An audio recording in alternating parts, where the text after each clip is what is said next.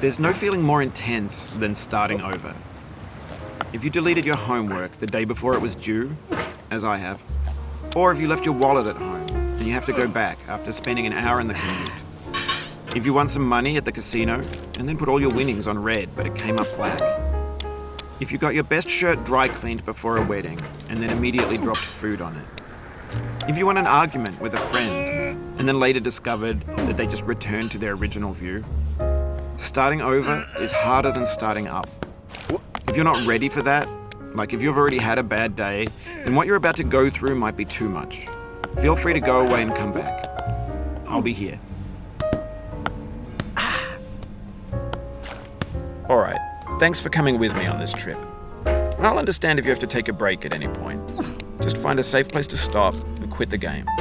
Don't worry, I'll save your progress, always, even your mistakes. This game is a homage to a free game that came out in 2002, titled Sexy Hiking. The author of that game was Jazuo, a mysterious Czech designer who was known at the time as the father of B games. And B games are rough assemblages of found objects. Designers slap them together very quickly and freely, and they're often too rough and unfriendly to gain much of a following. They're built more for the joy of building them than as polished products. In a certain way, Sexy Hiking is the perfect embodiment of a B game.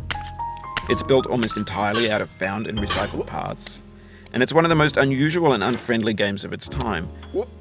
In it, your task is simply to drag yourself up a mountain with a hammer.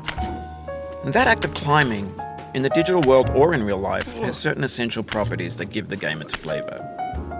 No amount of forward progress is guaranteed. Some cliffs are too sheer or too slippery.